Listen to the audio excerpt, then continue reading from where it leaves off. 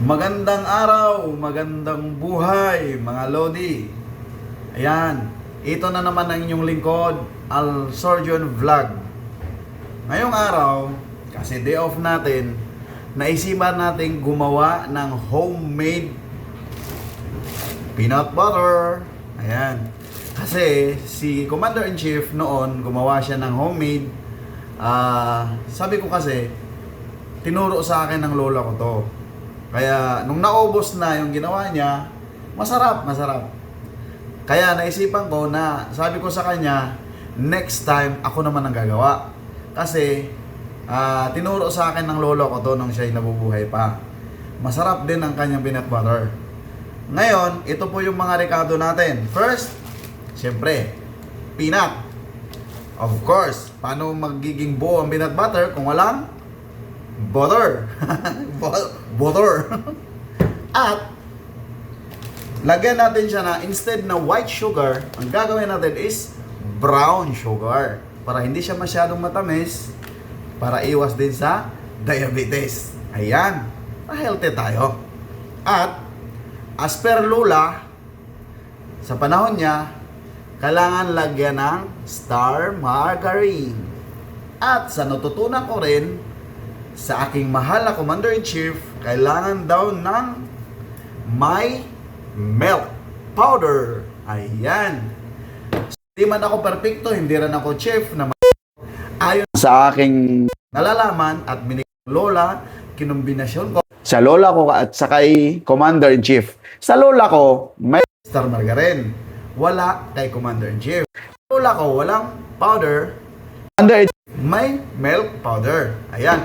Pinaghalo na yon para masubukan yung anong magiging resulta nito. Kaya, tara, update ulit para mababala yung ating video. Okay, stay tuned. Ayan, marami po ang paraan ng paggawa ng peanut butter. Peanut butter. Pero ang sa akin, yung sa nakasanayan ko sa kalola ko. Kasi, ang first gagawin is ang tawag nito, isasangag to ng walang mantika. Kumbaga, papupulahin mo siya kasi tatanggalin natin yung balat. Sa iba kasi, at sa yung ay Commander-in-Chief is niluto niya sa mantika, ay butter. Tapos, hindi niya tinanggal ang balat. Sa akin kasi, subukan natin yung, kasi naranasan na na namin, yung medyo okay na. Natin is, tatanggalin natin yung as per sa nalalaman ko kay Lola. Ayan. Tatanggalin natin yung balat. Sasangag muna natin to. Stay tuned. Ayan guys, ito yung ginagawa namin dati. Ako yung taga-halo talaga nito. Ayan.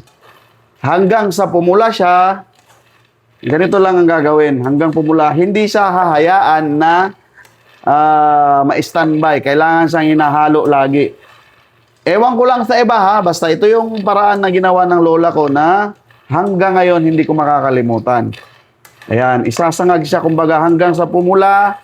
Hanggang sa makita yung wag din masyado siyang ipatutong kasi pangit ang tutong. Dandahan lang pala yung apoy. Ayan. Hanggang sa mapula yung balat. Kaya, dyan muna kayo. First step pa lang to, ha? Ayan, mga Lodi.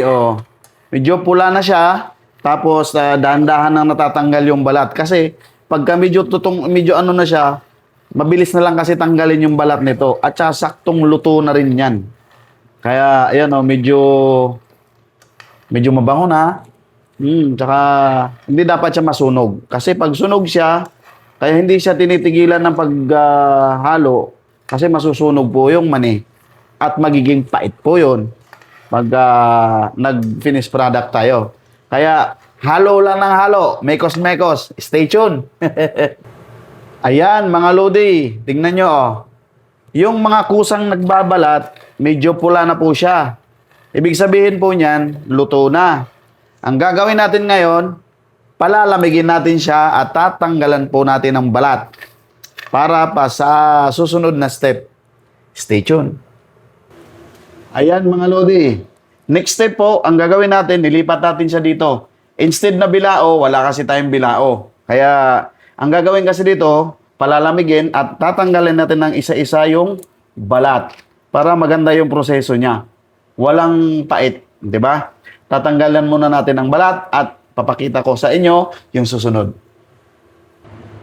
Ayan mga Lodi, tinatanggalan na po natin ang balat. Ayan oh. Ayan, puting-puti na. Kung may bilao lang sana, mabilis to. Ayan o.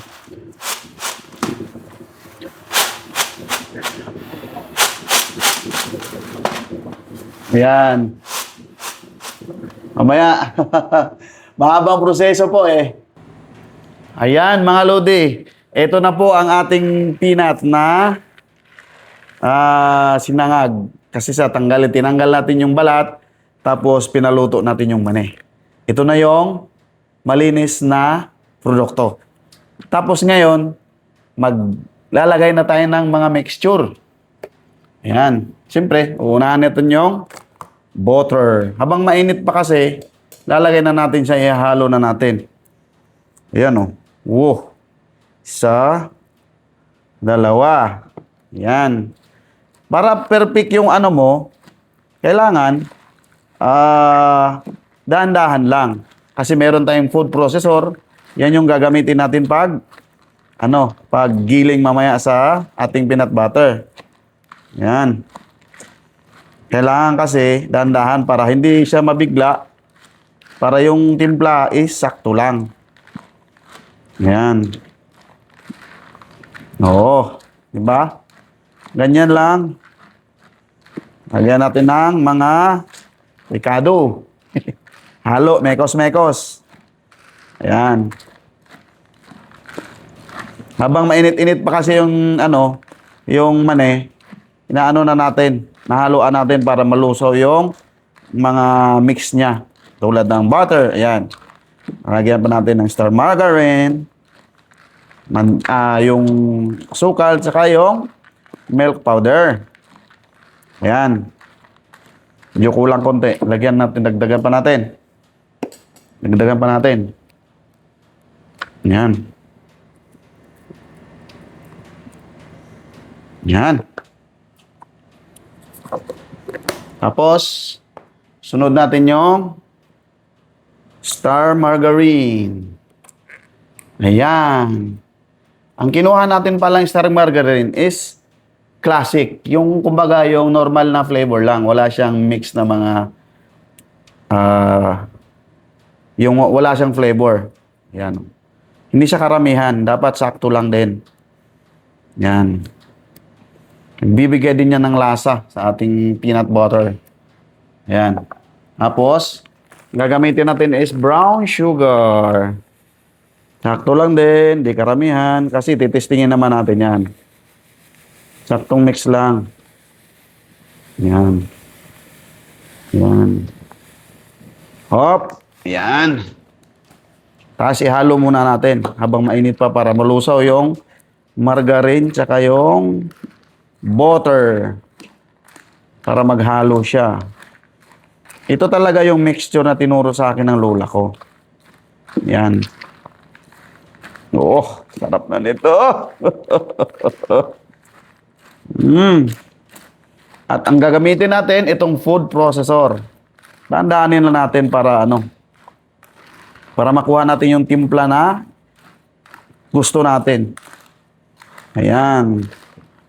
O yun peanut butter na nga talaga. Tapos, maglagay tayo ng powder. Ito yung tinuro naman ni Commander-in-Chief.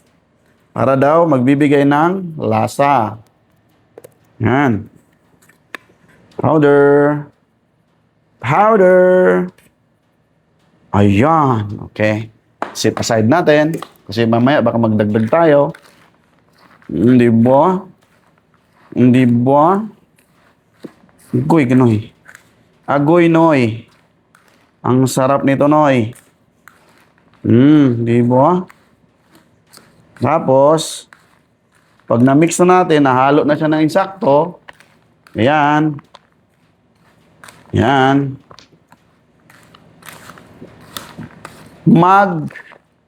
Try tayo. Saglit lang ha. Ayan. Ito na oh. Ayan na oh. Wah, ang sarap neto. This is one of my favorite palaman. O, di ko.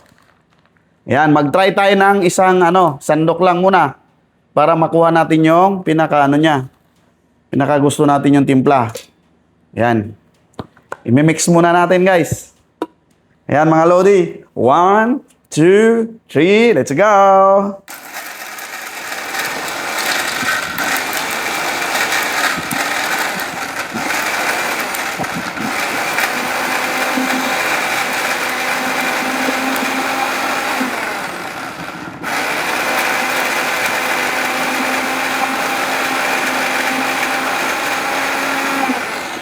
Okay, di ba? Oh.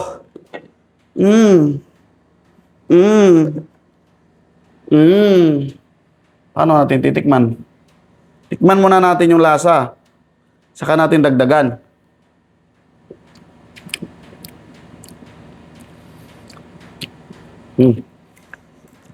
Kulang ng asukal. Dagdagan natin ng asukal. Kulang siya. Yan. Brown sugar kasi ginamit natin para maganda sa katawan. Medyo may kamahalan nga lang brown sugar. Pero ganun talaga. Yan. Ang haba na ng video natin. Diyan muna kayo ha. Balik tayo. Mga Lodi, ito na po ang ating finished product. Oh. Tingnan nyo, oh. Yan ang peanut butter. Oh. Super creamy. Agoy, ang sarap. Tikman natin. Super. Ang sarap. Ayan. Yan. Harap. Mga Lodi, comment down below kung paano nyo ginawa ang peanut butter nyo. Napakasarap po. Thank you. Thank you for watching and God bless and ingat po. Thank you.